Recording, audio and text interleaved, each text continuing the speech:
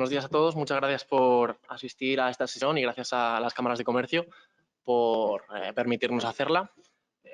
Yo soy David de Burgos, soy... A ver, ¿mejor ahora? Sí, vale. Soy David de Burgos, soy arquitecto de soluciones en Magic Beans y me acompaña Emilio Estal, que bueno, se presenta él mismo. Buenos días. Buenos días. Como estaba David, mi nombre es Emilio Estal, soy responsable de tecnología e innovación en AWS. ¿Qué significa AWS? Pues básicamente es el departamento de la nube de Amazon, ¿vale? Tenemos ese nombre un poco difícil de entender, pero básicamente soy empleado de Amazon. La agenda que estáis viendo en pantalla fue un poco uno de los puntos interesantes que tuvimos cuando preparábamos la charla, ¿no? ¿Qué queremos contar? ¿Qué os gustaría contar, que os contáramos, ¿no? Después de pensarlo durante varios minutos, pensamos que sería interesante contaros lo que posiblemente a David o a mí, cuando empezamos hace unos años a trabajar con la nube, nos hubiera gustado saber, ¿vale? Y sobre todo vamos a intentar buscar una forma didáctica de contaros aquellos mitos, aquellas cosas que se dan por sobreentendidas, que la gente traslada y que posiblemente no sean tan verdad como la gente comenta, ¿no? Y contaros también un poco realmente cómo en la nube, cuáles son los casos de uso, las ventajas que podéis obtener a través de la nube, que no deja de ser más que una herramienta, ¿de acuerdo? Terminaremos contando un poco cuál va a ser el futuro, igual que vamos a comenzar, David os va a contar un poco qué es o cómo entendemos las distintas compañías que estamos trabajando con clientes que es la nube a día de hoy, ¿de acuerdo? Entonces, si os parece, David comienza con qué es la nube, ¿de acuerdo? Genial, muchas gracias, Emilio. Vale, bueno, para entender esta charla, primero tenemos que entender cuál es el concepto de nube. La nube al final está en boca de todos, pero muchas veces no se entiende exactamente en qué consiste. Podremos dar una definición que es que la nube es un conjunto de servicios ofrecidos bajo demanda a través de Internet para ser consumidos y para ser usados de una forma asequible y sin necesidad de infraestructura adicional. Esto se puede resumir en un modelo de entrega de servicios tecnológicos a través de Internet, como pueden ser, por ejemplo, servidores, sistemas, aplicaciones, bases de datos que sustituyen una infraestructura local o un centro privado de datos. La nube a día de hoy es omnipresente. En empresas de más de 10 trabajadores, el 32,41% de ellas ya utiliza tecnologías cloud. Si nos vamos a grandes empresas, el 80% de ellas está utilizando este tipo de tecnologías. Y en empresas de menos de 10 trabajadores, bueno, todo esto según el Instituto Nacional de Estadística, tan solo el 10,23% de ellas utiliza este tipo de tecnologías en la nube. ¿Vale? Pero bueno, es una tecnología que se está expandiendo y que, como podéis ver, en una gran cantidad de empresas a día de hoy ya están utilizando este tipo de tecnologías. Según un estudio realizado por la consultora Gartner, durante el año 2023, y como suele ser tendencia a lo largo de estos años, se prevé un crecimiento del 21,7% con respecto al año 2022, situándose en un total, en todo el mundo, de cerca de los 600.000 millones de dólares. Es una cifra bastante importante. La tendencia en esos últimos años es ir hacia entornos multicloud. Un entorno multicloud es un conjunto de servicios que se consumen a través de varios proveedores de tecnologías cloud. El 81% de las empresas que utilizan cloud en este momento, según otro estudio realizado por la consultora Gartner, lo hacen a través de 2 o más proveedores. Y un entorno multicloud puede estar formado por múltiples escenarios, como por ejemplo combinaciones de nube pública, nube privada, computación en el borde, como por ejemplo dispositivos IoT, o entornos on-premise, una combinación de todo este tipo de estructuras.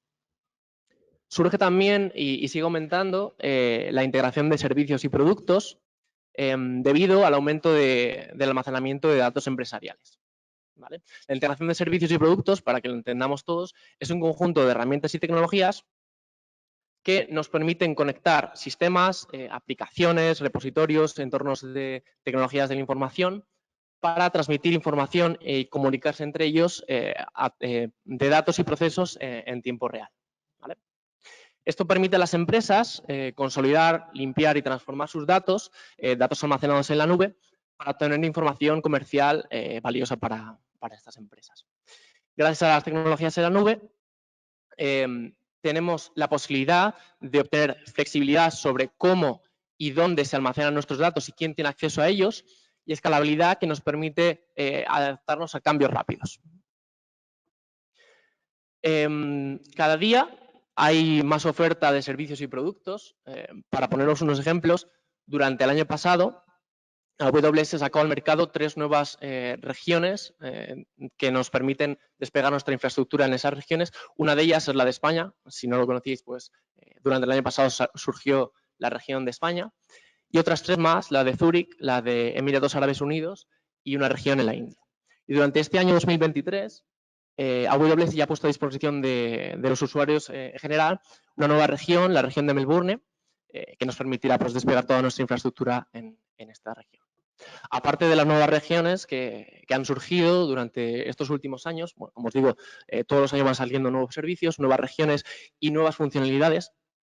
Algunos de los servicios más interesantes que han salido en este último tiempo, por ejemplo, podrían ser VPC Lattice, que nos permite conectar diferentes aplicaciones de una manera mucho más sencilla. Por ejemplo, Application Composer, que nos permite de una forma muy visual realizar y crear aplicaciones serverless. O como, por ejemplo, Code Catalyst, que es una plataforma de desarrollo donde a los desarrolladores nos permite tener un único punto donde tener nuestros repositorios de código, donde tener paneles para trabajar en equipo o donde nos permiten crear pipelines de integración y despliegue continuos. Bueno, si eso os lo explicamos un poquito más adelante qué significa esto. Tenemos que diferenciar 3 entornos, 3 casuísticas aquí, que sería el Cloud Computing, que es lo que os acabo de explicar, el Edge Computing y el Hybrid Computing. Cloud Computing es una modalidad de entrega de recursos informáticos a través de Internet como servicios gestionados. Como os comentaba, bases de datos, aplicaciones, servidores que pueden ser utilizados sin necesidad de una infraestructura adicional.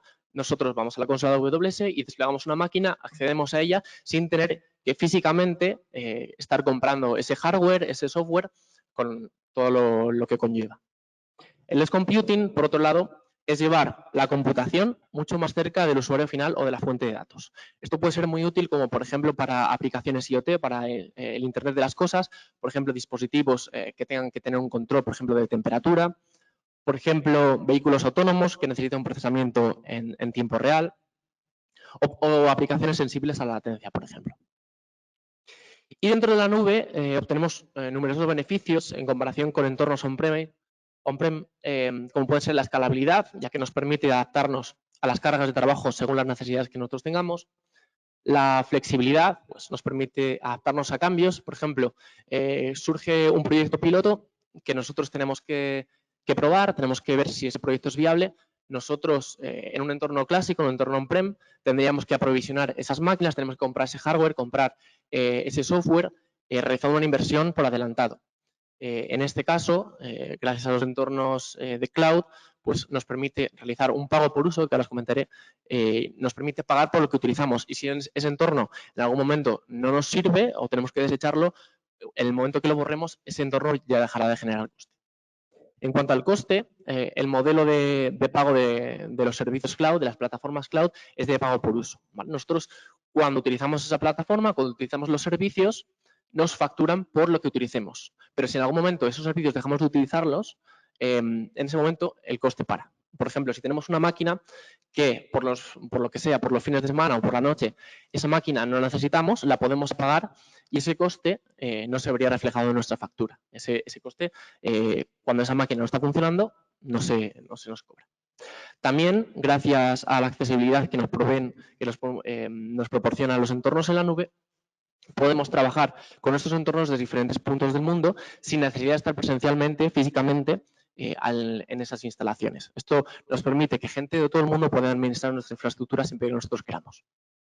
Y por último, la innovación, gracias a las tecnologías y a los servicios que nos proporciona el cloud, pues nos permite estar en la vanguardia tecnológica y tener un stack tecnológico muy potente que nos permita innovar y realizar pruebas y nuevos conceptos de una manera mucho más sencilla.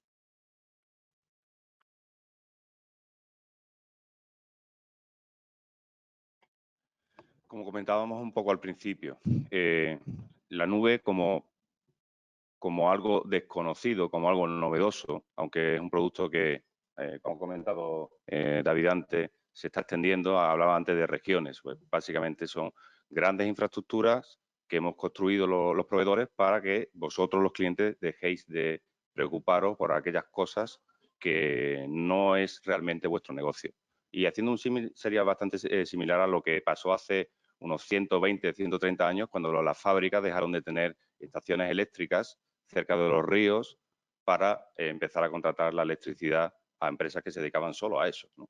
Pues básicamente ha sido el mismo movimiento. Posiblemente haya sido, y tendremos que esperar unos años para verlo, porque posiblemente ahora mismo los árboles no nos dejan ver el bosque, pero dentro de 20 o 30 años se verá este momento, esta década, como uno de los momentos históricos que cambiaron la industria en general, ¿vale? Hablamos de transformación digital y siempre hablamos de cosas novedosas, pues una de las herramientas que ha permitido y va a permitir en los próximos años ser más rápido, llegar a otros clientes, llegar a hacer cosas que jamás nos habíamos planteado, es porque hay unas herramientas, entre otras, que no es solo tecnología, que es el concepto de la nube, ¿vale? Pero entender el concepto de la nube como ¿por qué me tengo que preocupar de ciertas cosas que no son de mi negocio, ¿no? En general, todo lo que tiene que ver con la gestión de infraestructura, de tecnología, servidores, bases de datos, no es mi negocio. Mi negocio tiene que ser mi cliente, mi modelo de negocio y quiero probar cosas para llegar a otros clientes más rápido que la competencia. Esa es la herramienta, ¿no? Entonces, os comentábamos, detrás de toda cosa novedosa suele haber muchos mitos. Mitos son fábulas que la gente transmite y no hay nada que se transmita más rápido que una mala noticia, ¿no? Una mala experiencia cuando trabajas con un proveedor, algo falla, no se cumplen las expectativas y pensamos que la nube no es para nuestro negocio, ¿no? Es un poco el mensaje que escuchamos de muchos de nuestros clientes cuando trabajamos con ellos. Pues la idea de hoy es intentar replicar esas conversaciones que hemos tenido con los clientes en los últimos años. Traer un poco esos mitos e intentar buscar la realidad y realmente qué es lo que hay detrás de eso y veréis cómo en muchos casos estamos bastante equivocados respecto a lo que es la tecnología. ¿De acuerdo? Entonces vamos a empezar con una de ellas. David. Perfecto, gracias Emilio. Vale, pues el primer punto, el primer tema del que vamos a tratar, todos los mitos y realidades en torno a este tema, es la creencia de que la nube es más cara y que el coste de estar en la nube se puede descontrolar, ¿vale? El primer mito es el sobredimensionamiento. Nosotros, cuando trabajamos en infraestructura on-prem, siempre tenemos que sobreaprovisionar nuestros recursos, nuestra infraestructura, para poder soportar esa carga de trabajo, ¿vale? En entornos en la nube, veremos a continuación que eso no es así. El sobredimensionamiento, al final, lo que conlleva es un sobrecoste, un coste que no es necesario gastar en nuestra infraestructura. Por otra parte, tenemos el infradimensionamiento, que sería precisamente lo contrario. Sobredimensionar, infradimensionar, dimensionar por debajo de los recursos que nosotros tenemos que consumir nuestra infraestructura. Esto lo que pondría en riesgo es nuestro negocio, nuestra disponibilidad de servicios y podría pues, repercutir en los ingresos que nosotros tenemos dentro de nuestra compañía. Por otra parte, surge el mito del Shadow IT.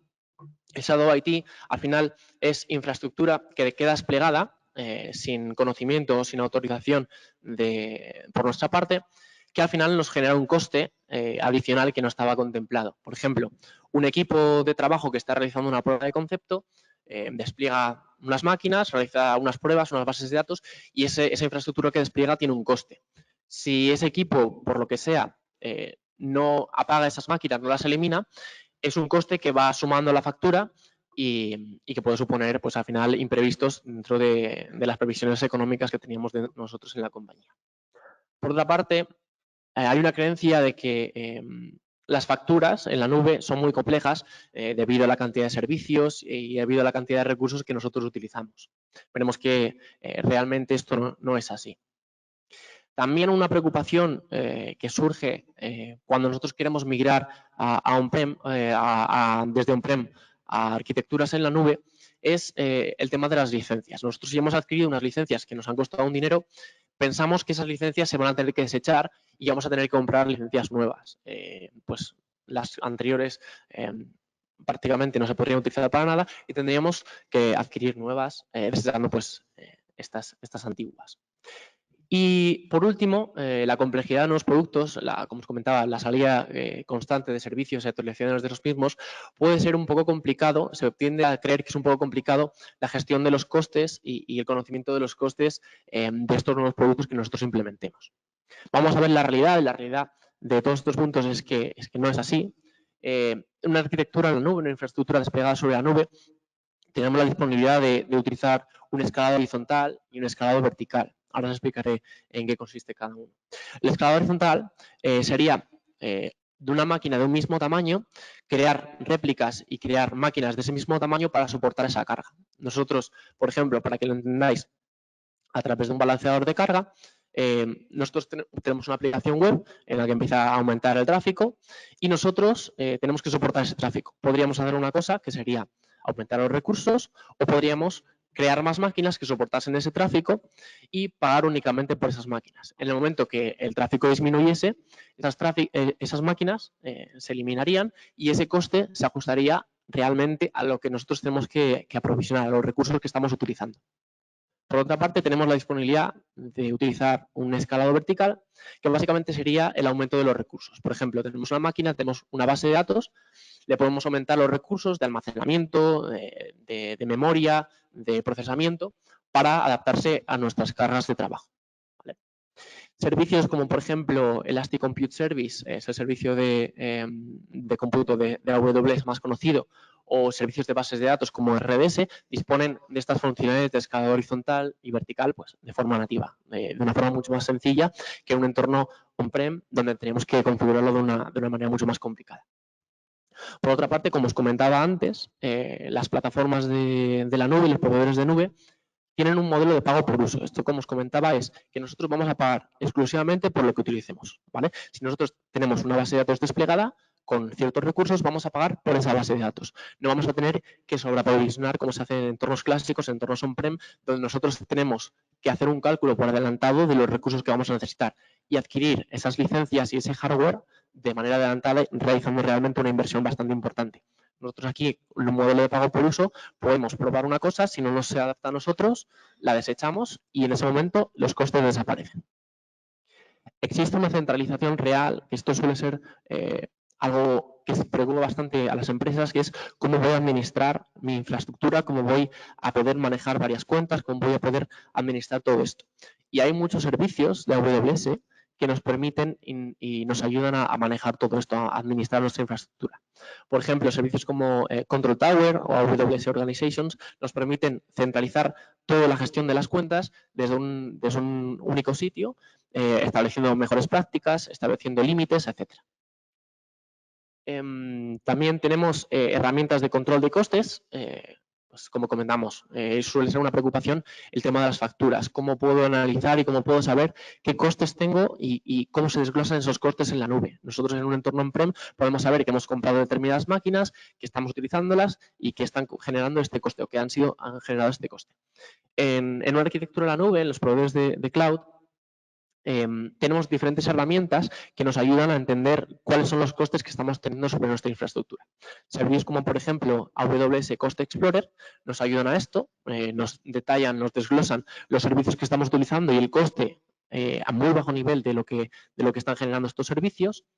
Otros servicios como, por ejemplo, AWS Budgets nos permite establecer presupuestos y establecer límites sobre los costes que nosotros estamos teniendo sobre nuestra infraestructura. Podemos poner, por ejemplo, que para determinado proyecto, cuando se supere un umbral de un coste que nosotros hemos establecido, nos envía una alarma, se nos envía una notificación o que se realicen tareas de forma automática. Por ejemplo, que esas máquinas se apaguen. ¿Vale? Esto es algo que en un entorno on-prem no se puede realizar y si se puede realizar es muy costoso, pero no tendríamos los beneficios que tenemos aquí en el cloud. Además, AWS dispone de un servicio que es muy útil, no mucha gente lo conoce, pero es muy útil, que se llama AWS Trusted Advisor, que nos da recomendaciones sobre nuestra propia infraestructura para realizar reducción de costes. Nos indica, por ejemplo, que ha salido una nueva máquina, y esa máquina, por ejemplo, tiene un nuevo procesador y esa máquina nos va a ayudar a reducir costes y aumentar nuestro rendimiento. AWS proporciona esta herramienta de forma nativa para que nosotros la podamos utilizar y podamos ajustar nuestros costes y el rendimiento de nuestra infraestructura con respecto a las mejores prácticas.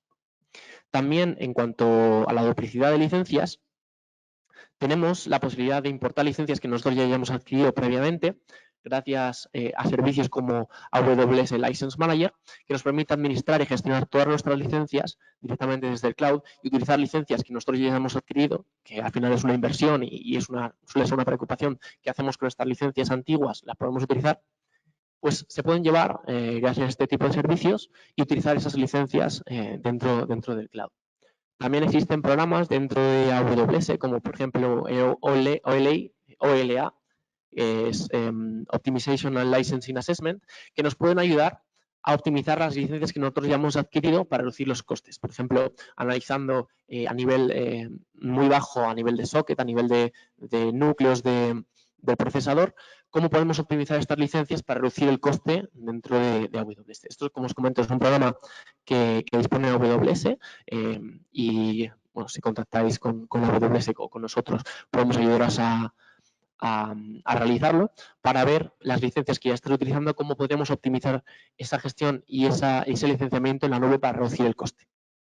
Y por último, tenemos el Marketplace, que aparte de toda la cantidad de servicios que disponemos en la nube de forma nativa, disponemos de un marketplace donde proveedores de terceros pueden poner a disposición de los usuarios de AWS software que hayan realizado, como por ejemplo un servidor de Fortinet, Nginx o bases de datos, para que ser consumidas a través del marketplace y poder utilizar todos esos servicios en AWS. Aparte de, como os comentaba, todos los servicios que ya dispone de forma nativa esta plataforma.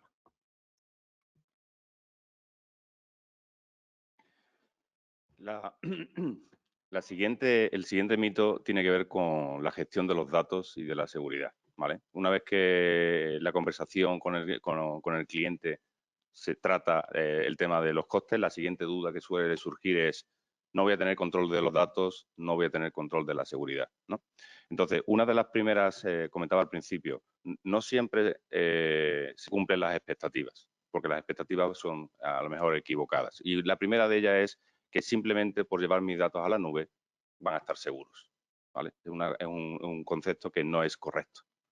Tenemos que entender que los proveedores de servicios en la nube básicamente lo que han hecho es construir las regiones que comentaba David. ¿Qué es una región? Pues básicamente es una zona geográfica en un país que se busca que tenga unas condiciones extraordinariamente seguras desde el punto de vista de volcanes, terremotos, inundaciones, y que construye una serie de data centers, igual que los que tenéis en vuestras empresas, que están localizados a una distancia suficientemente grande para que en caso de un desastre de suministro de electricidad, un tornado o cualquier otra cosa no afecte a las 3 unidades, pero suficientemente cerca para que la comunicación permita que sea básicamente inapreciable que estás trabajando con algo que está a cientos de kilómetros, ¿de acuerdo? El proveedor es responsable de que esa infraestructura física que vais a ver, ¿vale? Básicamente, si habéis pasado alguna vez por un fulfillment center de Amazon, habéis visto el logotipo de donde sale la furgoneta que después os lleva los paquetes, pues básicamente tienen el mismo aspecto físico por fuera exactamente igual. La diferencia es que no hay un logotipo. Y eso es parte de la seguridad. Es decir, no estamos diciendo aquí están tus datos, aquí están los datos de los clientes, ¿no? Y si os acercáis, básicamente vais a encontrar distintos niveles de seguridad. Verjas, control de cámaras, etcétera, porque una de las cosas que el proveedor de cloud se tiene que preocupar es la seguridad de la nube, es decir, de la infraestructura que vamos a prestar. Y ahí es donde empieza el modelo compartido de seguridad. Nosotros, como proveedores, aseguramos que desde el punto de vista físico, software, todo lo que tiene que ver la infraestructura es segura, y los clientes son los responsables de proteger sus datos dentro de la nube. O dicho de otra manera, nos podemos comprar un coche muy seguro de una marca del norte de Europa, que tiene fama de tener todas las certificaciones, que tiene el airbag, tiene el cinturón de seguridad. Podría ser un poco la seguridad del coche, pero si yo el coche lo conduzco a una velocidad inapropiada o por un camino inapropiado, estoy cometiendo un fallo de seguridad. Pues eso básicamente sería el equivalente. Si subimos los datos a la nube y esos datos no están protegidos porque la password es sencilla, o la pongo en un POSIT y la coloco en un monitor, o la publico en GitHub, pues básicamente estoy cometiendo un problema de seguridad. Con lo cual, el mito es no subir los datos a la nube no significa simplemente que estén seguros. Hay que trabajar y definir cuál es la seguridad, ¿de acuerdo? El siguiente mito es, no voy a tener control de dónde están mis datos, como comentábamos. Amazon, en este caso, lleva construyendo estos centros de datos que llamamos regiones hace aproximadamente unos 15 años. Tenemos más de 30 a lo largo del mundo. Creo que tenemos al menos una en cada continente, ¿vale? Con la excepción de la Antártida. Entonces, eso permite que los clientes puedan elegir dónde quieren colocar sus datos. ¿Y por qué eso es importante? Primero y fundamental porque hay ciertos negocios que tienen una regulación que cumplir. No son muchos, pero hay algunos que exigen que los datos estén en determinado país, ¿de acuerdo? Y lo segundo es que permite colocar de una manera sencilla y rápida un dispositivo que me va a ayudar a montar un caso de negocio en la otra punta del mundo, ¿vale? Y nos puede permitir que nuestro negocio no tenga que operar de manera local, necesariamente. Podemos capturar todo el negocio que pueda haber a nivel mundial porque puedo colocar en cualquier sitio una máquina que hace que esa interacción con el cliente final sea más rápida, más eficiente y más beneficiosa en costes, ¿no? Y un símil bastante que podéis entender es Netflix. Netflix es uno de los clientes que trabajan con nosotros y usa muchas de las regiones que tenemos a lo largo del mundo. ¿Para qué? Para que el funcionamiento del servicio sea lo más fácil y cómodo para vosotros, ¿de acuerdo? El siguiente mito es, vale, el proveedor, yo he colocado mis datos, he elegido el sitio donde está, pero Amazon o el proveedor que sea va a usar mis datos para otros clientes, ¿vale? Eso es muy típico. Y eso es cierto en determinados servicios que tenemos, por ejemplo, de inteligencia artificial.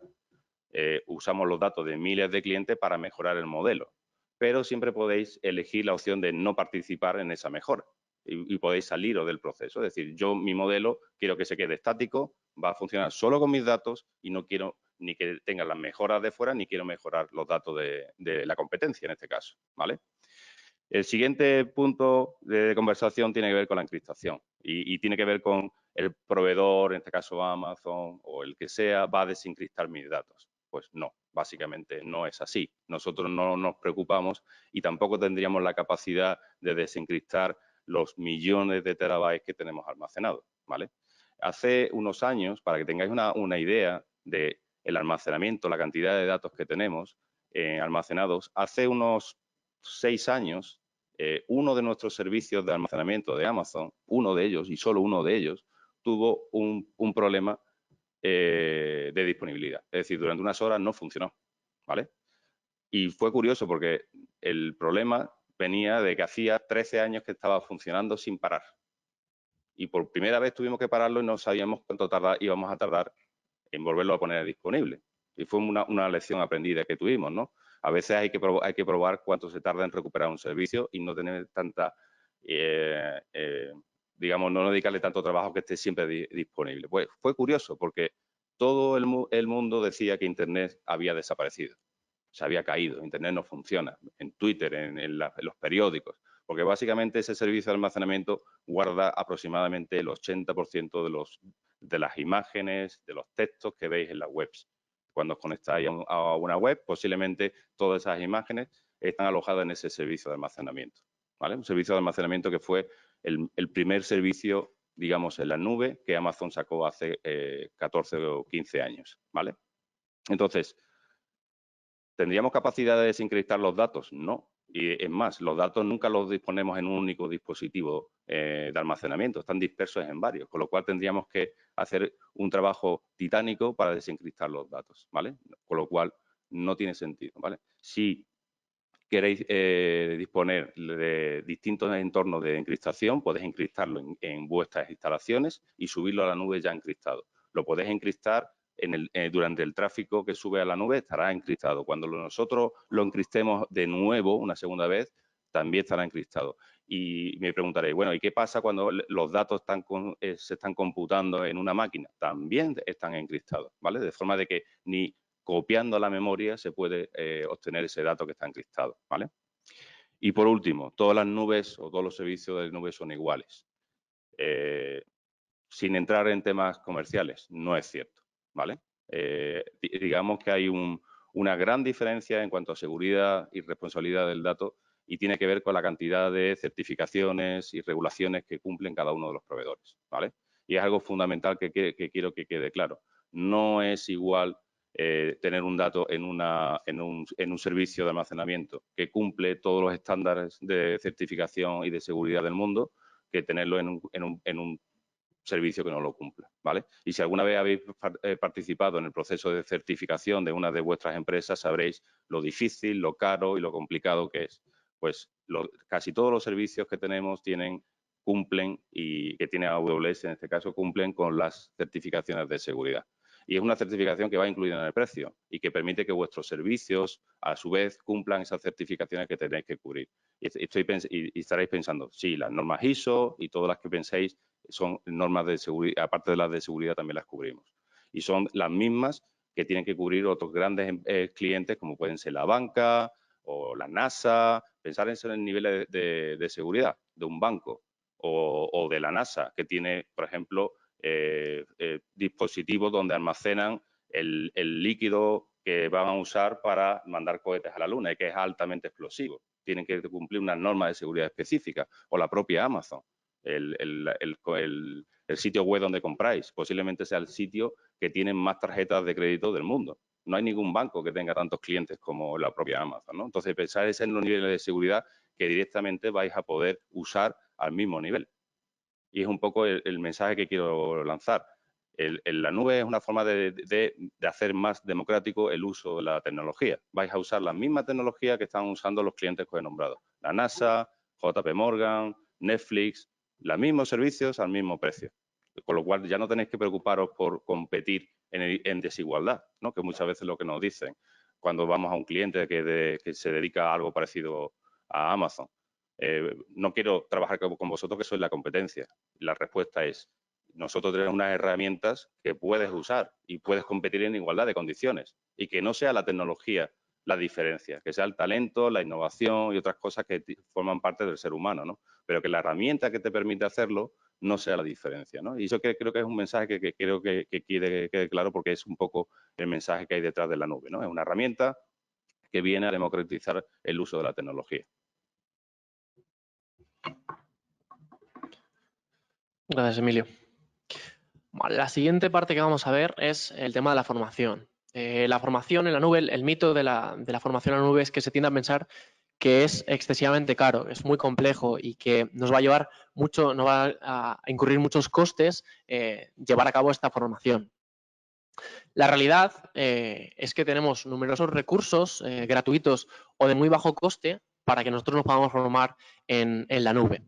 Os voy a dar algunos ejemplos para que os queráis, si los que estéis interesados en iniciaros o queráis profundizar un poquito más en esto, pues podáis hacerlo.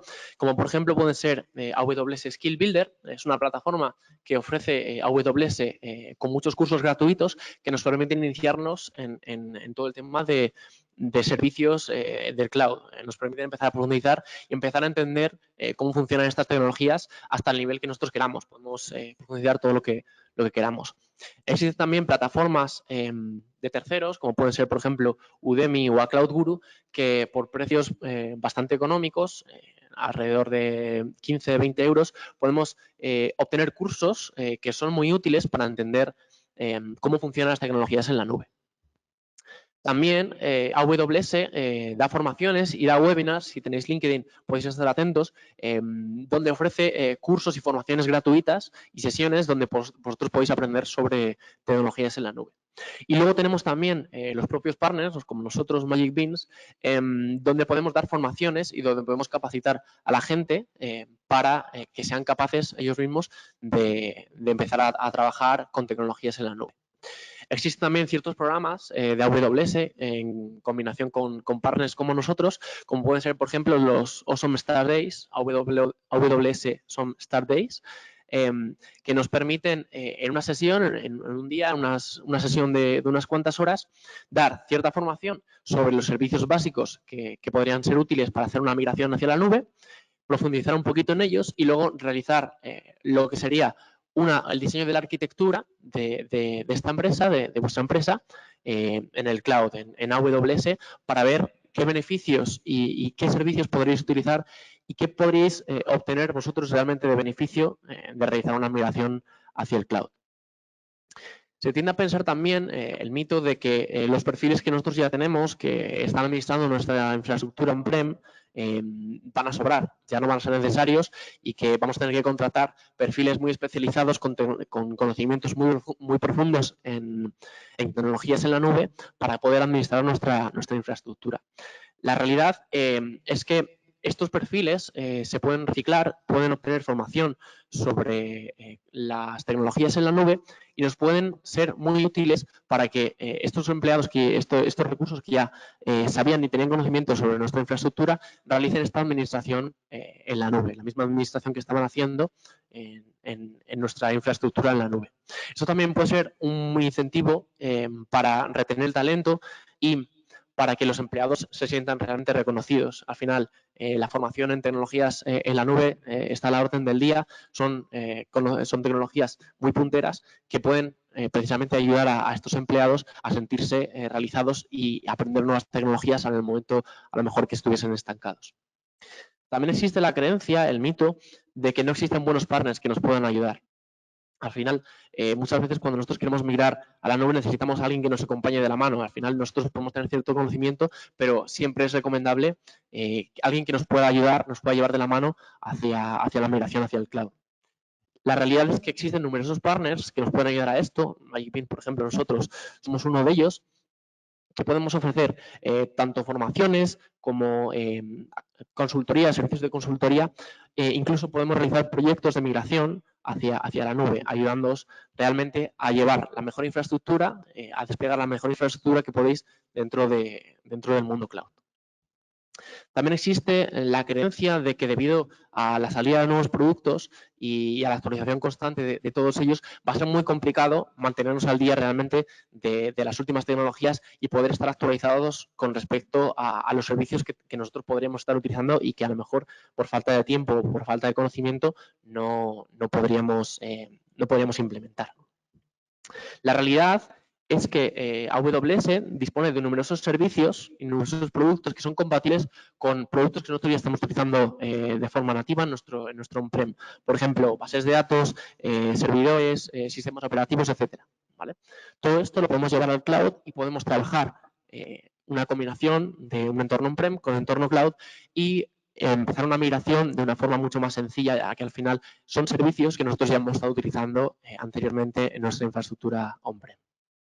Y por último, puede ser un muy buen aliciente para la atracción de talento. Al final, como os comentaba, las empresas que utilizan tecnologías cloud son empresas normalmente muy punteras que pueden ser muy atractivas para perfiles que nosotros podemos atraer, perfiles con conocimientos en la nube, nos puedan ayudar a administrar nuestra infraestructura y los empleados que nosotros ya tenemos, que tienen estos conocimientos, los podamos retener.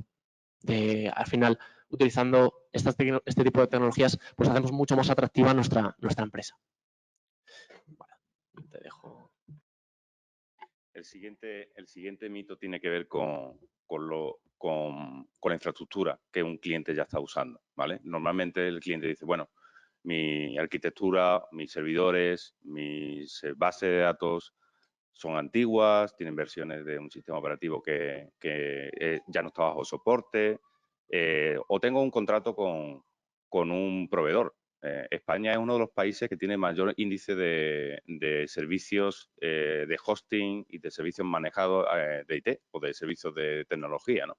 Y es algo que lo vemos cuando trabajamos con nuestros clientes. Tienen un contrato de múltiples años, de 5, 10 años, y es un motivo a veces para que los clientes nos den el salto a la nube, ¿no? Otra de las cosas típicas que se suele discutir, sobre todo cuando ya entramos en el terreno más de, bueno, ¿cómo voy a mover mis datos? Los datos que tengo almacenados en mi data center. Un data center que nunca se ha abierto a Internet. Un data center que se ha construido para proteger datos y que posiblemente las bases de datos, el almacenamiento de ficheros están en las zonas más protegidas del data center, virtualmente, porque se colocan niveles de firewall, se colocan niveles de seguridad para que nadie pueda acceder allí, ¿vale? Es el concepto tradicional de seguridad en los data centers y que hace muy complejo que los datos salgan de manera masiva desde el sitio más protegido del data center, pasen por Internet, pasen por toda vuestra infraestructura de red, pasen por Internet y lleguen a la nube.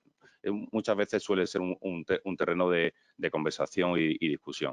A día de hoy, es cierto que la cantidad de opciones que hay a la hora de mover los datos, tanto desde almacenamiento tradicional, como pueden ser ficheros o como pueden ser bases de datos, son amplísimas. Tendríamos que estar varias horas contando toda la cantidad de servicios que hay, porque a medida que hemos ido trabajando con los clientes, hemos ido viendo que hacían falta nuevos productos y muchos de esos productos han venido a cubrir situaciones concretas.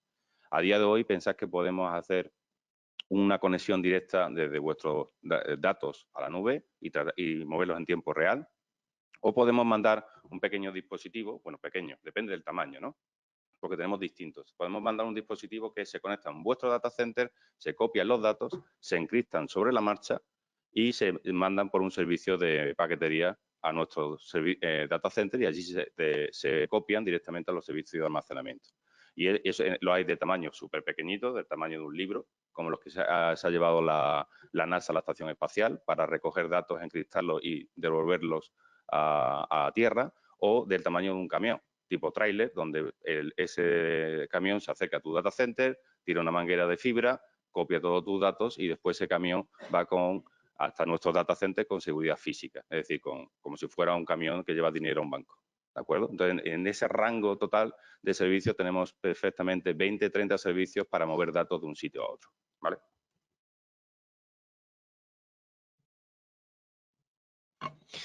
Vale, perfecto. Vale. Y el último punto que vamos a ver, el último conjunto de mitos y realidades que vamos a ver, van en torno a la migración hacia la nube.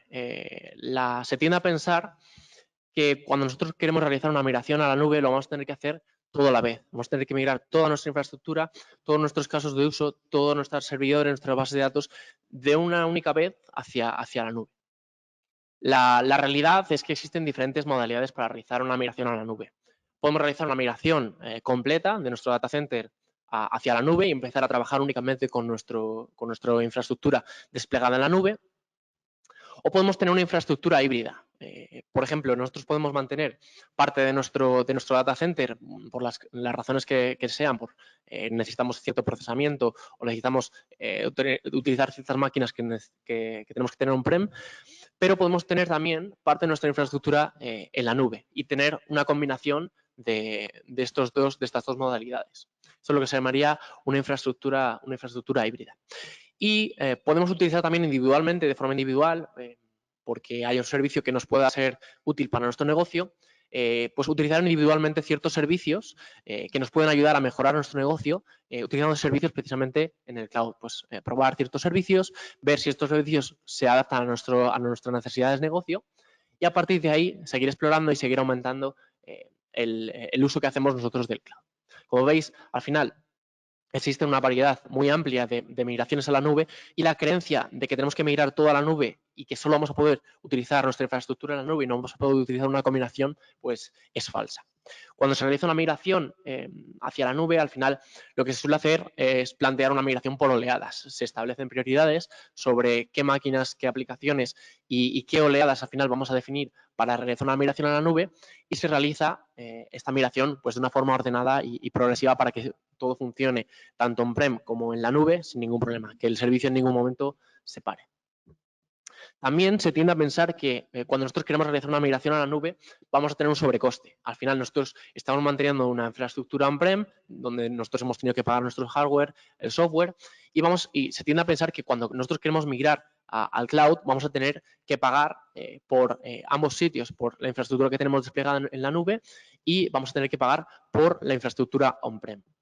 La realidad es que, aunque inicialmente este coste pueda suponer un cierto sobrecoste con respecto a la infraestructura on-prem, los beneficios a largo plazo van a ser muy notorios.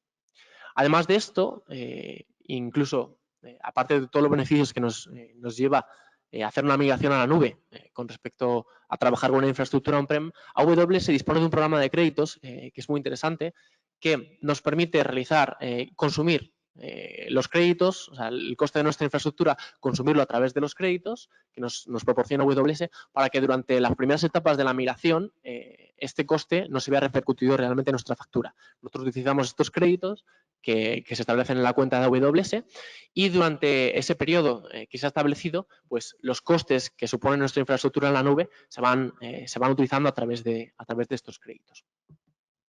También una creencia que suele verse bastante es que pensamos que nosotros cuando hemos migrado a la nube ya se solucionan todos los problemas.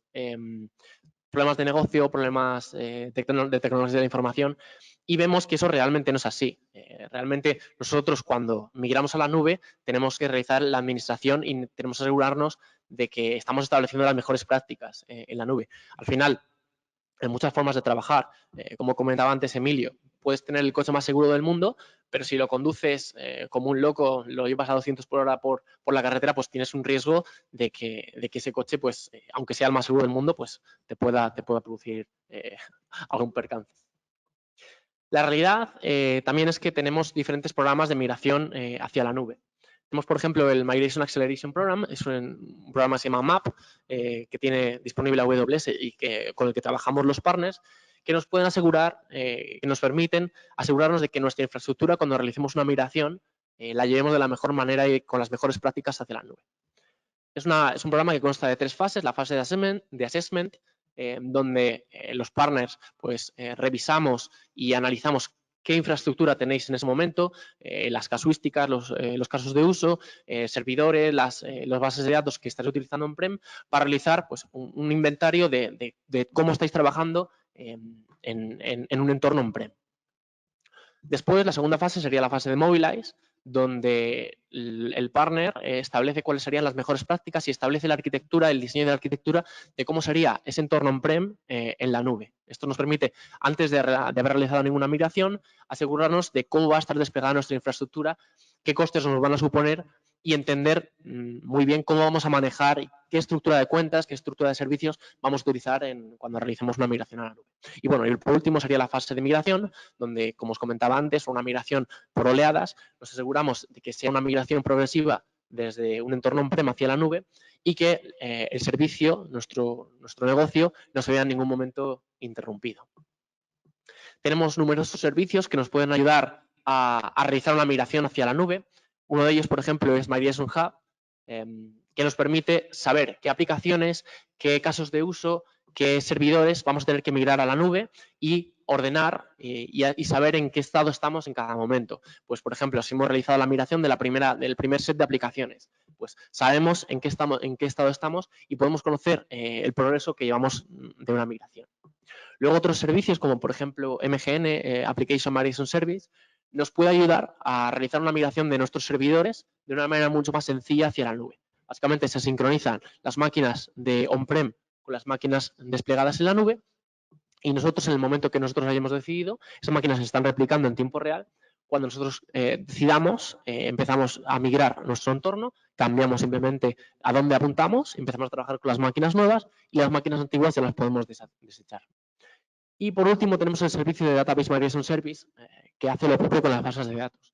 Nos permite migrar pues, bases de datos que nosotros tenemos on-prem hacia la nube. Poder incluso realizar un cambio de motor de bases de datos. Nosotros, por ejemplo, tenemos una base de datos MySQL on-prem y queremos llevarla a otro tipo de base de datos. Por ejemplo, queremos simplemente almacenarla como texto, pues podríamos hacerlo gracias a este servicio.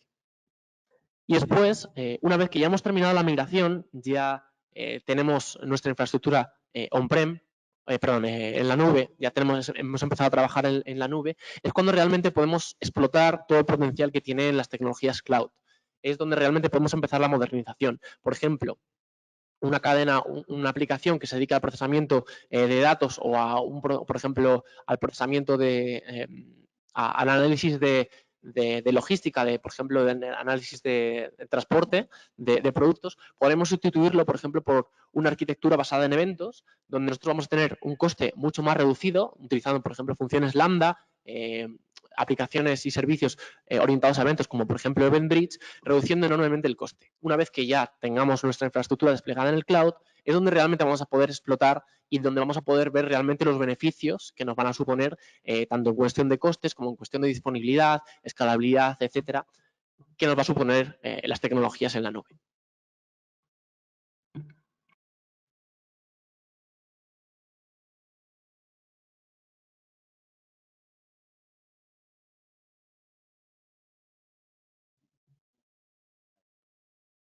De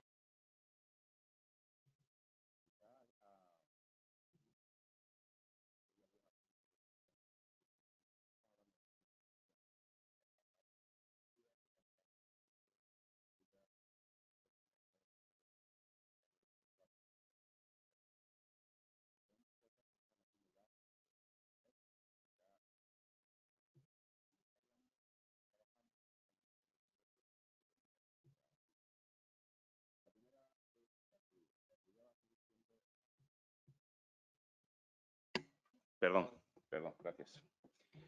La primera va a ser la seguridad. La seguridad tiene que ser siempre la primera prioridad. ¿Por qué? Porque todavía no estamos seguros cuando nos movemos en entornos digitales, en entornos donde nuestra presencia no es física, ¿vale? Y seguro que os vienen a la mente muchas noticias sobre alguien que ha posteado un tuit, que ha insultado a alguien y después ha dicho, no, es que me han hackeado la cuenta, ¿vale? Empieza a haber implicaciones sobre qué hacemos fuera de nuestra actividad física, nuestra presencia en las redes sociales, en el día a día. Entonces, es fundamental que la seguridad se convierta en algo fundamental. Si tenéis una cuenta en el banco, tendréis una aplicación que tiene un multipaso, que va a pedir varias veces la clave.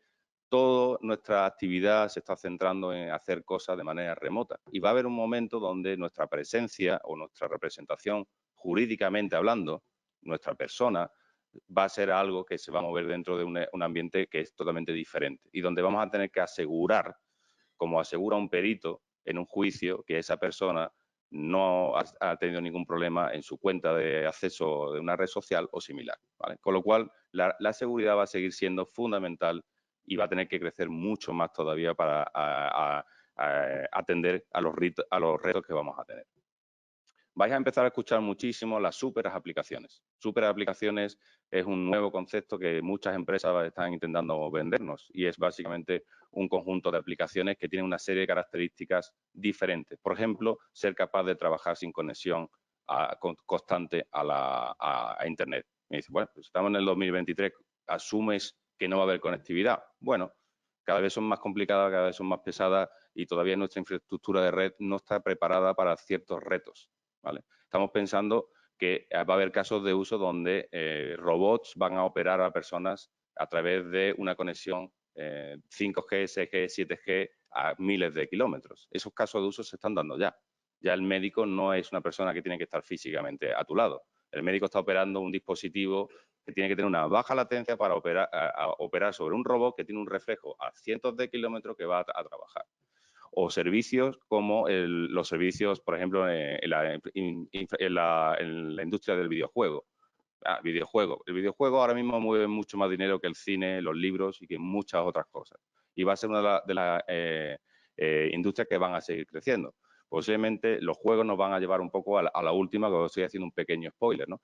Los juegos, por su calidad gráfica, por la tasa de refresco que tienen que llevar, el sonido estéreo, etcétera, cada vez nos están pidiendo más. Y la industria del videojuego está tirando mucho de la tecnología. Y vamos a empezar a ver cosas donde incluso el 5G puede ser poco antes de convertirse en un estándar, ¿vale? Esa frase que ponéis de centralización y organizaciones autónomas distribuidas, ¿eso qué es un palabra, ¿no? Pues eso básicamente es lo que hay detrás de las cadenas de valor.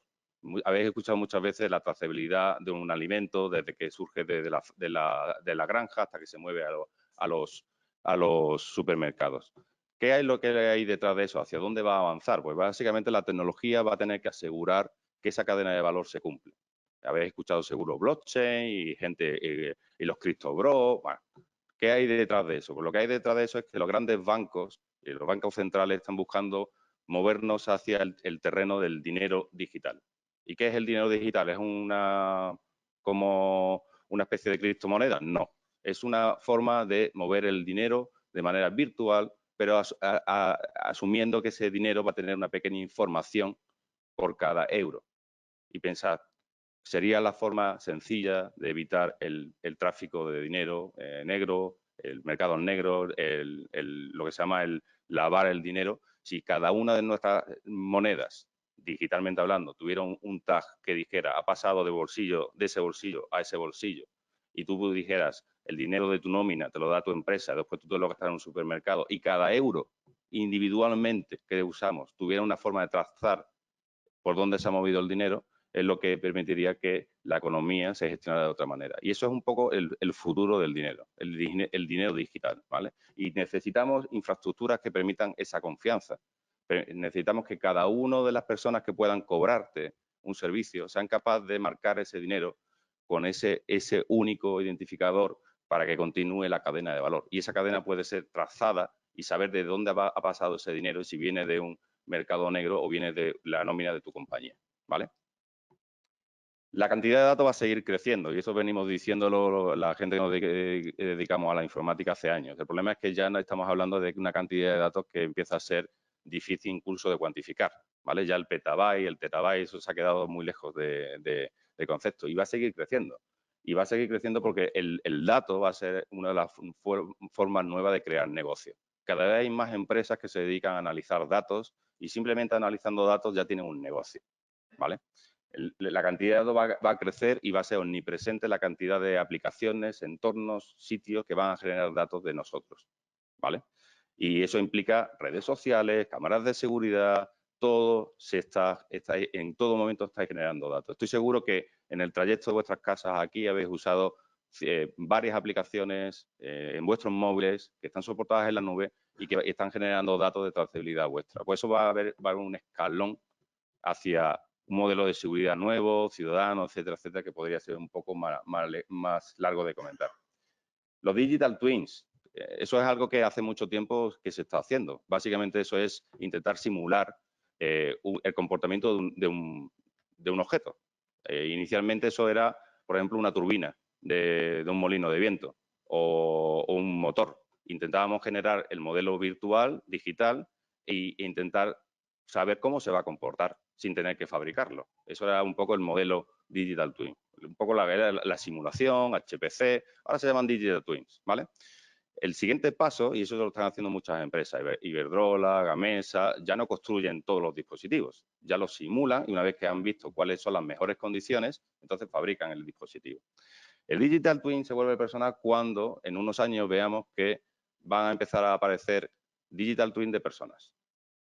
Y eso, ¿cómo lo vamos a ver? Pues lo vamos a ver a través del marketing. Marketing hace campañas donde ahora va a ser una persona concreta y particular la que se está intentando acceder. Y por tanto se ha construido un modelo basado en toda esa información que hemos estado generando, van a construir un modelo de comportamiento. Y van a saber perfectamente cómo te vas a comportar. En los digital twins también se va a encontrar dentro de las empresas. Recursos humanos están súper interesados en saber cómo un empleado se va a comportar. Si le subo el sueldo, no le subo el sueldo, si le cambio la política de volver a la oficina, va a ser fantástico poder simular. Incluso hay gente que dice que podremos generar un comportamiento basado en toda esa información que generamos, incluso de nuestras personas más cercanas, nuestros hijos. Y posiblemente si tenéis hijos adolescentes estáis pensando en las grandes posibilidades que tiene eso, ¿no? De poder simular el comportamiento de un adolescente. Eso se va a ser un punto fantástico, ¿no? Todo esto va a necesitar una nueva computación. Si hacemos un poco el análisis de cómo se ha movido la computación en los últimos 50, 60 años, no ha cambiado mucho. Básicamente hemos movido de válvula de vacío a pequeños transistores y los transistores cada vez los hacemos más pequeños. Y son tan pequeños que las leyes de la física han empezado a no funcionar de manera correcta. Ya los electrones saltan de las pistas y dejan de funcionar. Hay una nueva, podemos decir que nueva tipo de computación, los ordenadores cuánticos. Básicamente, ¿cómo podemos explicarlo? Básicamente no vamos a mover la información. Los electrones ya no se mueven por los distintos cables. Los electrones se van a sincronizar cuánticamente. Cuando uno se mueva, el otro, la física cuántica se va a mover. De forma que la información va a ser más rápidamente accesible, transformada y enviada. Esos procesadores son muy diferentes a lo que entendemos. Ahora mismo todo el mundo lleva un móvil con un procesador. Los procesadores cuánticos nos van a llevar un poco a cómo era la informática en los años 50, 60, porque van a estar en unas condiciones súper especiales. Tienen que estar en un data center con unas condiciones de temperatura cercanas a los 200 grados bajo cero, aislados de las radiaciones solares, porque estamos hablando de electrones que se van a mover, ¿de acuerdo? Con lo cual, esos procesadores nos van a mover un poco el péndulo hacia cómo eran los data centers en el pasado, ¿no? Si habéis visto alguna película como Juegos de Guerra, pues posiblemente nos movemos hacia ese modelo, ¿no? Grandes data centers donde hay un procesador muy especial bajo unas condiciones y que nos van a permitir nuevos algoritmos, porque al final lo que hemos hablado es más grande, todo más amplio, todo más omnipresente. Esos procesadores van a abrir nuevos algoritmos que nos van a permitir hacer cosas que ahora son impensables, pero van a estar omnipresentes en nuestra vida en los próximos 4 o 5 años. Y la última frase del metaverso ha empezado ya. El metaverso entendemos que es un sitio donde nuestra personalidad, nosotros no somos nosotros, hemos tomado otra personalidad, somos otra persona. Eso ha pasado, ya ha empezado. Ya en Twitter pasa. Y también pasa cuando alguien en Instagram usa un filtro y se cambia su forma de su aspecto.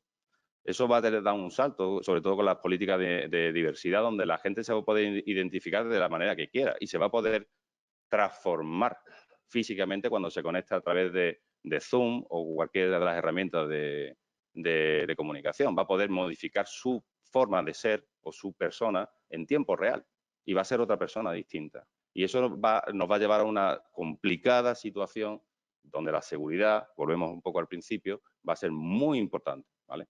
Y no estamos muy lejos de esa situación, ya ha empezado poco a poco y vamos a ir viendo cómo ciertas personas, ciertos servicios, en los próximos 4 o 5 años, la industria del metaverso va a ser posiblemente una industria independiente con un negocio. Y ahora mismo no hay ningún player, ahora mismo no hay nadie que esté creando nada especialmente, ¿no? Pero sí hay una tendencia de que el humano pretende ser otra cosa y donde la tecnología le va a permitir hacerlo, ¿vale? Y no es ciencia ficción. Ya tenemos muchas de las cosas disponibles y en nuestro día a día lo hacemos. Cuando tenemos una cuenta en Twitter, cuando nos conectamos a un videojuego y tenemos un alias, ya ha empezado, ya estamos buscando esa situación, ¿no? Y todos estos avances de tecnología donde la IA, y que me lo he saltado, nos va a permitir hacer un montón de cosas que a día de hoy no hacemos. Pero un poco la foto final va a ser, queremos ser otra cosa, queremos cumplir un poco nuestras expectativas en otro sitio, ¿no? Y la parte de IA me la he saltado, asumirlo. La IA va a estar presente en nuestras vidas omnipresentemente. Y ahora hay mucho hype, ¿no? Ahora mismo todo el mundo está hablando de ChatGPT, de la tecnología de Machine Learning. Ayer leía en el Marca los fichajes que tiene que hacer el Real Madrid basados en IA, ¿no? Ya todo el mundo quiere hablar de ella. En cualquier portada de periódico tiene que haber una noticia de la IA. Pues posiblemente sea verdad. Y hay mucho más. Va a ser un parte de la revolución que os comentaba al principio. La IA va a abrir nuevos negocios, pero también va a hacer que otros trabajos actualmente sean obsoletos, ¿vale? Porque la IA va a hacer nuestro trabajo, ¿no? Y había un artículo bastante interesante en un periódico de tirada nacional hace un par de semanas donde venía hablando diciendo que tu próximo CEO, el director de tu empresa, iba a ser una IA. Y pensadlo bien.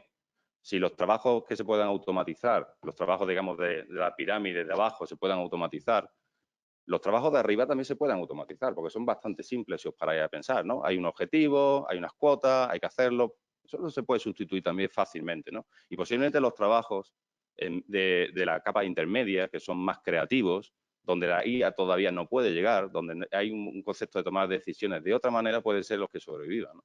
Pero contad que la IA va a estar omnipresente. No solo la generación de contenido, ya hace muchos años la gente está muy sorprendida con ChatGPT, pero hace años que estáis viendo contenido generado por IAs. Si veis alguna serie de Netflix, los fondos se generan con ordenadores y se generan con imágenes generadas por IA. Ya no hay una persona que diseña el arbolito. El arbolito lo ha generado una IA. Y si jugáis algún videojuego, seguro que todos los escenarios que estáis viendo están generados por una IA hace años. ¿De acuerdo? Entonces, no es nuevo, pero sí es cierto que ha venido un poco a nuestro día. Y asumirlo, van a ser omnipresentes, ¿vale? Entonces, todo esto que os he comentado es ciencia ficción, no, está pasando. Ya hay empresas que están probándolo.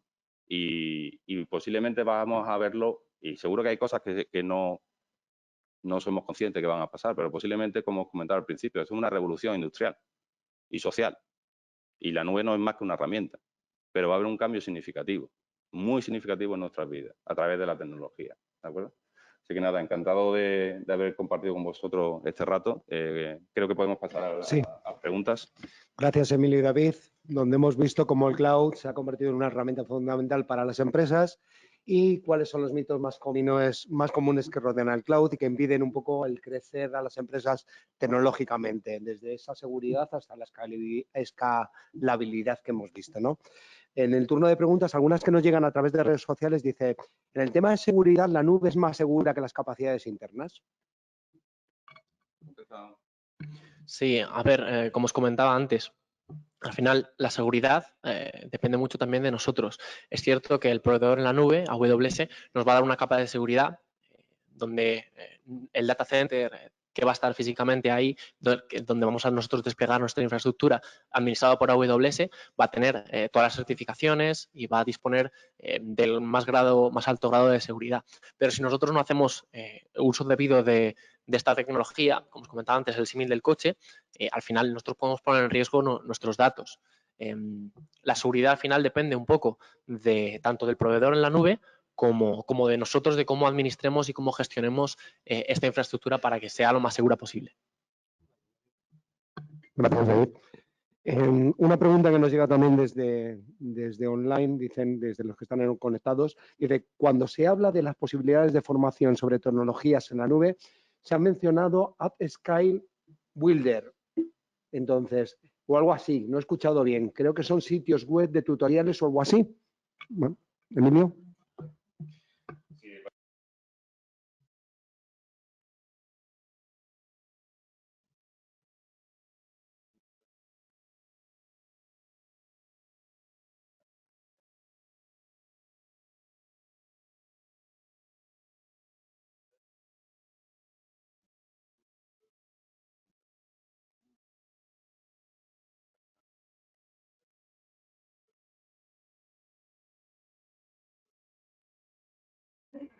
Perdonad, nos escuchan online.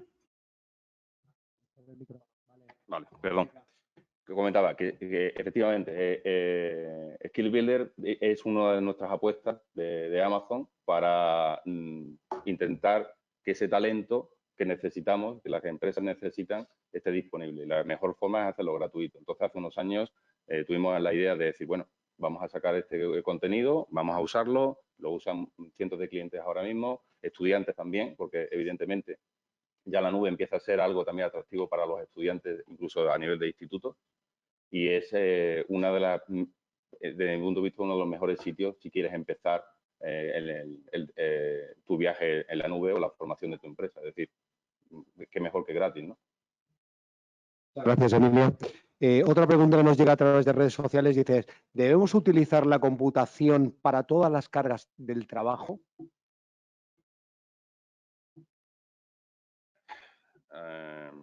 Una pregunta un poco amplia, ¿no?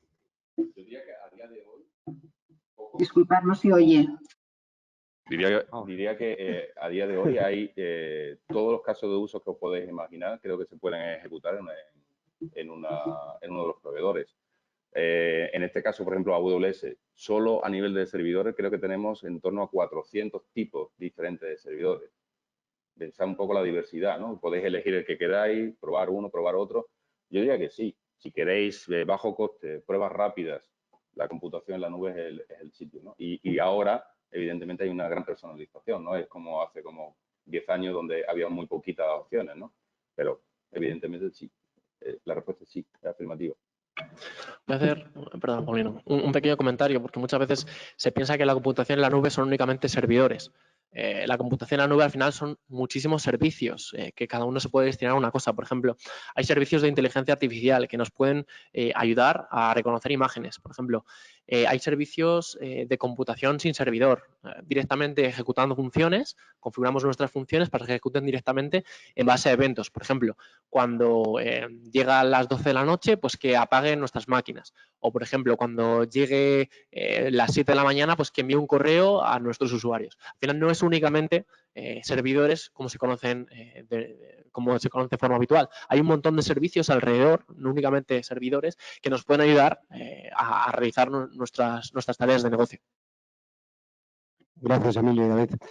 Otra pregunta que nos llega directamente a través también de Sala. Dice, ¿cambiarse a la nube es una tarea fácil?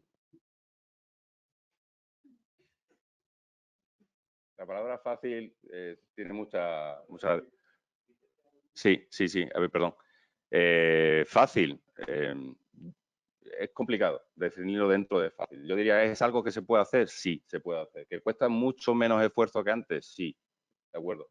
Pero fácil, cuando algo aporta valor o cuando tiene que ver con el negocio, yo creo que nadie puede asumir que sea fácil. Y sí es cierto que hay muchas herramientas, muchos partners, incluso ya empezamos a tener también gente que dentro de las empresas mueven, ¿no? Porque al final muchas veces el cambio de irse a la nube es un cambio y que tiene que ver con la con la cultura de la empresa, ¿no? Hay muchas veces que tenemos que buscar a esa persona que quiere hacer el cambio, ¿no? Y que va a mover al resto de la compañía, ¿no? Fácil, yo diría que es algo que se puede hacer, ¿vale? Con lo cual, un poco ambigua la respuesta, pero creo que se puede hacer.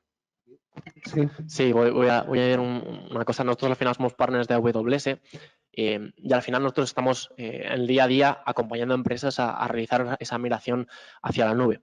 Y hemos visto todo tipo de casos de negocio, al final, desde casos que son muy simples hasta casos que son más complejos. Al final, también contando con el equipo de AWS y con el equipo de un partner como podemos ser nosotros, Magic Beans, pues podemos ayudaros a estudiar y a ver cómo se haría esa migración. Al final, es cierto que si nos lanzamos solos a la piscina suele ser normalmente muy complicado, porque al final son muchas tecnologías y tienen relativa complejidad si nosotros no entendemos qué es lo que estamos haciendo.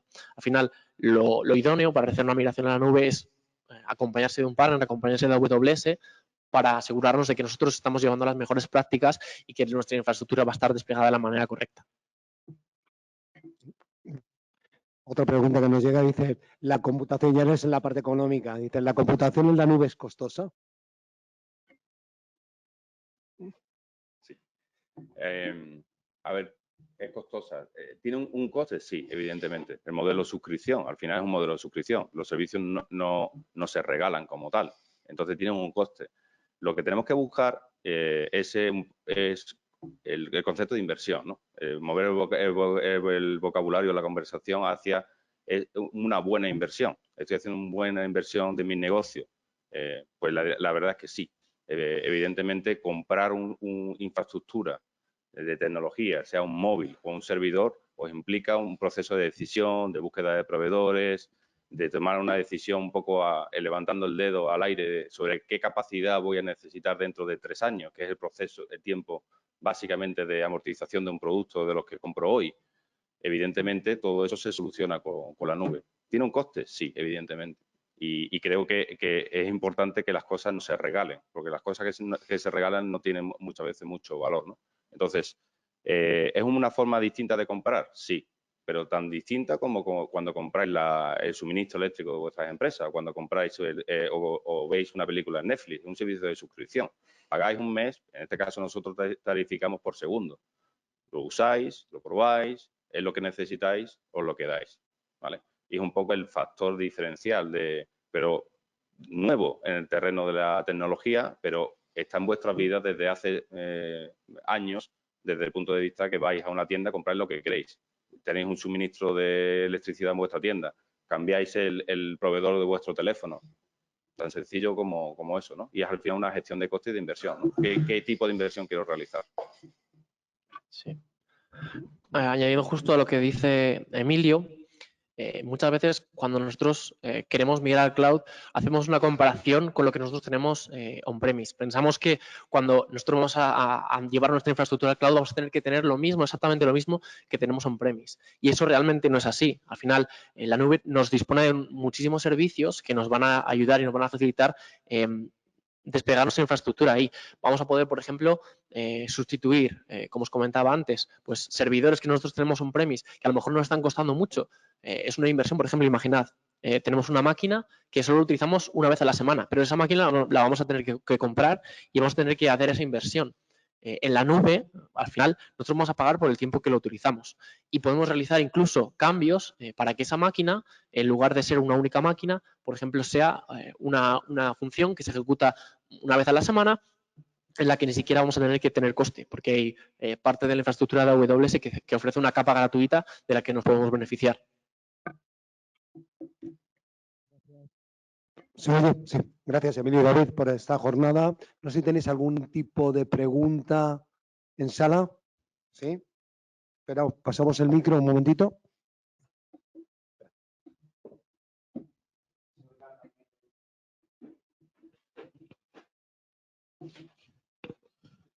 Gracias por la conferencia. Y sobre todo para los que somos mayores, hay ciertas palabras o frases o combinaciones de ambas que cuestan entenderlas. Poco a poco se van haciendo. Estas son las cosas que se encuentran cuando entran al banco. Hay personas que no saben cómo operar y buscar, y nosotros hacemos algo, ayudar o nos ayudan. Bien, una pregunta. Bajo el punto de vista de ciberseguridad, ¿qué ocurre con la nube, con los algoritmos y con la IA, hoy y mañana? La pregunta es, ¿cómo configuráis la solución o el engranaje que se está haciendo de carácter de ciberseguridad bajo el punto de vista de la nube, de los algoritmos y de la IA? Como os he comentado antes, la nube AWS dispone de muchísimos servicios. Al final, nosotros podemos elegir el servicio que más se adapte a nuestras necesidades. Tenemos servicios de firewalls para aplicaciones web, por ejemplo, para evitar que actores maliciosos que intenten tirar nuestra página web, pues evitar ese ataque, por ejemplo. Tenemos tenemos firewalls, por ejemplo, a nivel de red. Tenemos servicios de inteligencia artificial, por ejemplo, para detección. Si nosotros tenemos almacenados datos en AWS, en un servicio que se llama S3, el servicio que comentaba antes Emilio, pues nosotros podemos tener almacenados datos de carácter sensible, pues nosotros podemos detectar que mediante servicios de inteligencia artificial que dispone AWS, que esos datos pueden haber sido vulnerados o que esos datos están exponiendo datos sensibles de usuarios. Al final, AWS dispone de un surtido de productos que nos ayudan a que nuestra nube esté lo más segura posible. Sí, una pregunta que nos llega también desde el online. Dice, si quiero crear una gran tienda online en la nube y mi mercado objetivo es el mercado asiático, ¿debería utilizar la nube que estuviera implantada en esa región asiática o no es determinante? La respuesta es un poco más simple que un sí o un no, ¿vale? Porque al final, una de las razones por la que queremos disponibilizar y que es porque, básicamente, una de las cosas que hemos visto es que las regulaciones de los países es distinta. Entonces, tendríamos que ver si esa tienda online tiene una serie de regulaciones, que posiblemente las tenga, y a partir de ahí tendremos que trabajar un poco hacia atrás para buscar cuál es el mejor elemento.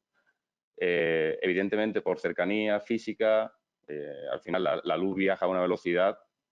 La respuesta desde el punto de vista de experiencia de usuario va a ser mejor desde allí, evidentemente, pero también tiene que ver un poco las restricciones que puedes ejercer tanto el gobierno de tu país como el gobierno del otro país. Entonces tienes que buscar un poco el equilibrio, ¿no? Pero la respuesta sería, desde un punto de vista de experiencia de usuario, posiblemente desde allí sea mejor, pero hay que tener en cuenta también los factores de relaciones entre las empresas, las compañías, los gobiernos, etcétera. Gracias, Emilio. ¿Alguna pregunta más desde sala? Sí, un momento, paso el micro.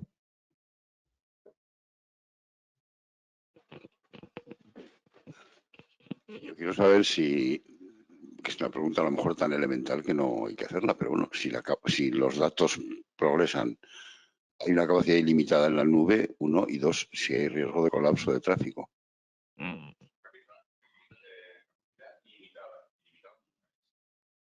se puede establecer un servicio sin límite. Al final, pensar que un servicio de almacenamiento no deja de ser un montón de discos duros como los que podéis tener en casa. La diferencia está en que nosotros los organizamos de otra manera. Pensad que este servicio que hemos comentado de S3, que es el servicio más antiguo que tiene, posiblemente se conoce como la nube, tiene la probabilidad de que tú pierdas un fichero guardado ahí es de 100.000 millones. Es decir, tendrías que tener 100.000 millones de ficheros para que en un año tuvieras una probabilidad de perder un fichero, ¿vale? Entonces, ¿eso cómo lo hacemos? Básicamente duplicando, triplicando el almacenamiento para que sea redundante. Ilimitado no es. Al final, la nube no deja de ser un montón de infraestructura que hay que ampliar. ¿Qué es lo que hemos hecho? Y la diferencia un poco entre el concepto de nube pública y nube privada, que no hemos entrado, pero hay empresas que dicen, soy tan grande que voy a construir mi propia nube en casa. La diferencia es que nosotros hemos escalado el proceso de forma que somos muy rápido ampliando, ¿vale? A lo mejor una empresa tiene que pasar por un proceso de compra, de procurement para que le llegue el almacenamiento y ampliar. Nosotros somos capaces de montar una cadena de valor que automáticamente estamos viendo la tendencia y estamos viendo cuánto vamos a gastar dentro de unos años. Y, de hecho, tenemos acuerdos con los fabricantes para que nos den el almacenamiento que vamos a necesitar dentro de unos años. Y somos capaces de montarlo rápidamente. Entonces, contestando a tu pregunta, ¿capacidad ilimitada? No, pero siempre es superior a la demanda, ¿vale? Y riesgo de colapso. Igual que a lo mejor dentro de unos años aparece otra nueva forma de almacenar los datos. Hemos hablado de los procesadores cuánticos, son totalmente distintos. Hemos estado 80 años usando una metodología. El almacenamiento también ha cambiado. Lo que pasa es que no ha sido tan dramático el cambio, ¿no? Pero si pensáis, antes los discos duros eran placas de metal que giraban y tenían una capacidad. Ahora el almacenamiento está basado en memorias, que eran carísimas hace unos años, ahora son baratísimas. Entonces, eso ha reducido mucho la capacidad de espacio que necesitas, ¿no? Ya en muy pequeño espacio puedes almacenar, pero posiblemente en unos años encontraremos otra vez el tope, ¿no? Porque los discos ya no podían girar más rápido para dar más ancho de banda, ¿no? Posiblemente en el futuro haya alguien que invente una nueva forma de almacenar los datos. Y va a venir también por ahí por la parte cuántica, ¿no? De almacenar, en vez de guardar un 1 o un 0 digital, pues sea un protón o un electrón que gire en un sentido o gire en el otro, ¿vale? Entonces, contestando tu pregunta, ilimitada no, es superior a la capacidad y posiblemente en el futuro veamos también innovación tanto en el terreno de almacenamiento como en la transferencia de datos. Sí. Añadiendo justo a lo que dice Emilio, al final nosotros cuando tenemos nuestra infraestructura en la nube pensamos que como está en un data center, esos datos, cuando ese data center, por ejemplo, en el caso de que haya una catástrofe, se pierda, ese data center se pueda estropear, las regiones de AWS están compuestas por varios data centers. Al final, nuestros datos van a estar replicados. En el caso de que haya fallo en uno de ellos, vamos a tener nuestros datos replicados en el otro. Al final, en el caso de que haya algún fallo, vamos a poder recuperar esos datos y no se van a perder. ¿Alguna pregunta más desde sala? Sí. Pasamos un momentito. Buenos días, muchas gracias por la presentación y por todo lo que habéis contado. En un ámbito un poco menos técnico quizá, y se ha tocado en algún punto creo estos temas, ¿no? ¿Cómo recomendáis que un cliente llegue a Amazon Web Services, al servicio, quiero decir, de Amazon Web Services? ¿Hay algún tipo de implicación de cuál es el tamaño del cliente para que una vía sea mejor que otra? En fin, algunos consejos acerca de esto creo que podrían ser útiles. Gracias. A ver, en principio, desde el punto de vista de cómo trabajamos con los clientes, básicamente creamos un equipo de cuenta, que básicamente está formado por personas. Hay una persona que se dedica más al terreno comercial para habilitar todas las formas de pago, etcétera, y otra persona que es un poco más técnica, ¿vale? Se forma el equipo de cuenta.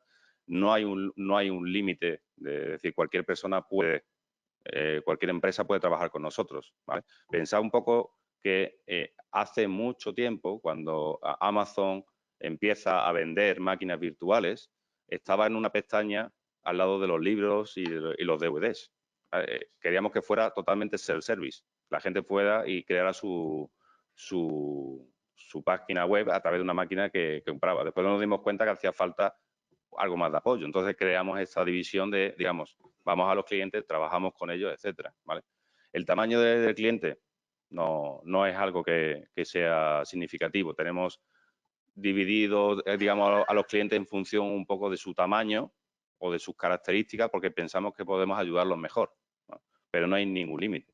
De hecho, las pymes, que digamos que pueden ser los que a lo mejor ahora mismo no están adoptando la nube tan rápido, tenemos un departamento para ellos, específicamente para pymes. Y al final y al cabo son el 99% de las compañías que hay en España y, por ejemplo, en Portugal, ¿no? Entonces, el tamaño en este caso el tamaño no importa, ¿vale? Y básicamente tendrías que contactar con nosotros. Podemos ofrecer, si tienes un partner que ya trabaje contigo, se pueden poner en contacto con nosotros, o podemos llevarte un partner que se adapte a las necesidades que puedas tener, ¿vale? ¿Puedo completar un poco qué papel juega el partner ahí? ¿Qué diferencia puede haber entre una conexión directa con Amazon por parte del cliente o potencial cliente? Eso, sí, básicamente eso lo define el propio cliente. Hay clientes que dicen, no, yo llevo trabajando años con este partner, yo tengo un acuerdo de pagos con este partner y quiero que AWS sea algo para mí transparente. Entonces el partner se queda en medio. Hay veces que dice el cliente, no, yo prefiero trabajar con el proveedor final. Entonces el partner está a nuestro lado. Y otras veces el cliente dice, no, yo tengo un equipo de IT súper bueno, capaz, entonces el partner no es necesario. Entonces, básicamente es un poco lo que nos pidáis, lo que pensáis que es mejor para vosotros, ¿no? Nosotros vamos a aconsejar siempre, también. Es decir, somos un poco especiales porque a veces le decimos al cliente que no tiene razón, que necesita otra cosa, porque estamos pensando que es lo mejor para ellos, ¿no? Y a veces les recomendamos un partner y otras veces otro, en función, o un servicio más caro o más barato, ¿no? Y es un poco diferente en la forma de trabajar, ¿no? El hecho de que le digas a un cliente no uses este servicio, usa este otro, el B, porque es más barato, hace que sea un poco distinta la aproximación que tenemos, ¿no? Por eso viene un poco del ADN de la compañía, ¿no? Intentar dar el mejor servicio al cliente, ¿no? Pero en este caso, contestando a tu pregunta, vosotros lo definís. ¿Cuál es el modelo? Sí. Otra pregunta que nos llega directamente desde online dice, ya que habéis de colapso y de velocidad en vuestras infraestructuras, el elemento más lento sigue siendo el almacenamiento, al igual que en una infraestructura local. ¿O tenéis algún tipo de solución para acelerar el acceso de datos? El acceso al dato en el caso de la nube hay que verlo de dos puntos de vista. ¿Cuánto tarda en llegar yo a la nube y cuánto tardan los datos en volver? Evidentemente ahí hay una infraestructura compartida, proveedores, ISPs, etcétera, etcétera, que ahí depende mucho de lo que el cliente quiera invertir, ¿no? Nosotros tenemos una forma de conectarlo directamente a las redes que Amazon ha construido a través de todo el mundo. Nuestros data centers, nuestras regiones están interconectadas, es decir, los datos se pueden mover entre todas ellas y tenemos una infraestructura de cables submarinos que permiten conectarlos. Un cliente se puede conectar directamente a ese sistema, con lo cual gana mucho porque ya está conectado directamente al paso final, ¿vale? Eso es uno de la primera respuesta.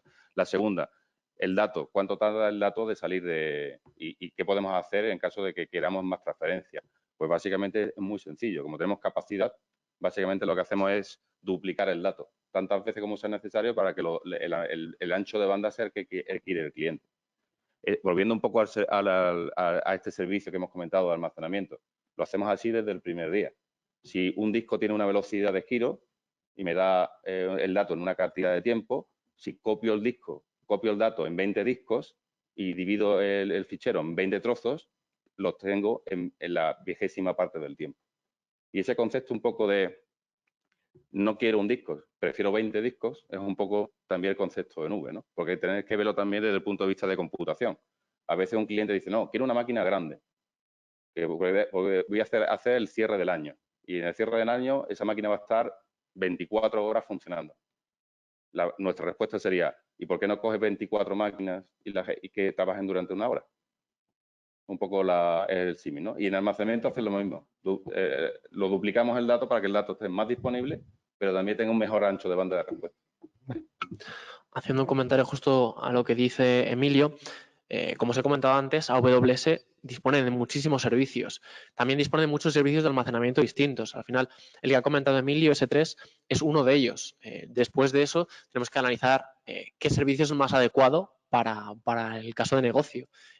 Hay servicios, por ejemplo, que van asociados directamente a las máquinas, servicios de almacenamiento asociados directamente a las máquinas, o servicios que comparten numerosas máquinas porque tienen que acceder a un mismo dato. Al final, depende mucho del servicio que tengamos que utilizar. Y muchos de estos servicios, además, permiten ajustar el rendimiento que nosotros queremos utilizar. Al final, no es lo mismo utilizar un servicio que otro porque depende mucho del caso de uso.